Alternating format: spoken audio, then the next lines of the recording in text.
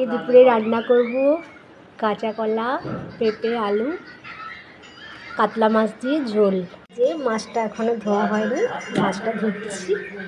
মাছটা ধুয়ে ভাজা হবে। পরিষ্কার করে ধুয়ে নেওয়া হয়েছে। শোল মাছের টক হবে। শোল মাছটা এখন আমি কাটবো।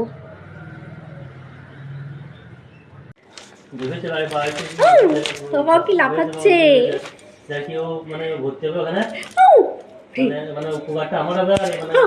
কাটতে পারছি না, ভয় লাগছে গো।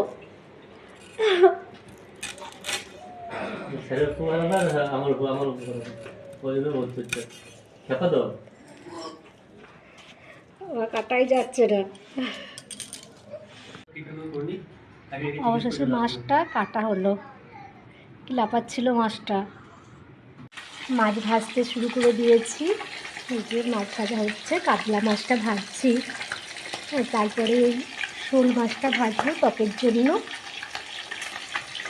এখন সবজি এখন রেডি হয়নি, সবজিগুলো রেডি করি, তারপরে মাছ ভাজা হয়ে গেলে ঝোলটা বসাবো। এদিকে ভাতটাও আর হয়ে এসছে, ভাতটা ফুটছে প্রায় হওয়ার দিকেই। একদিকে মাছ ভাজবো, তারপরে ভাতের ফ্যানটা ঝরিয়ে নেব। এদিকে আমার সবজি কাটা রেডি।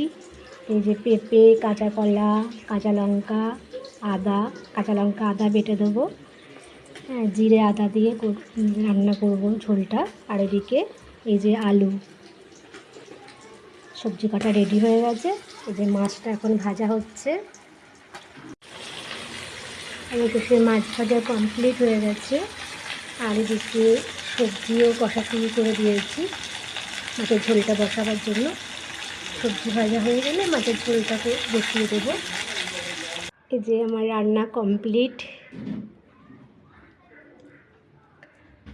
শোল মাছের টকটাও হয়ে গেছে, পাঁপড় ভাজা, আলু ভাজা, এই যে মাছের ঝোল, আর এই যে ভাত। তো আমার তো রান্না কমপ্লিট হয়ে গেছে। এবার সবাই মিলে খাওয়া দাওয়া করবো। তো চলে আসো। আজকে কী গরম না, প্রচণ্ড গরম। তো গরমে বসে বসে রান্না করলাম কষ্ট করে। তো এখন যাই খেতে দিই। এটা মেঘ করেছে, মনে হচ্ছে বৃষ্টি আসবে। তো টাটা, ভালো থেকো সবাই, বাই।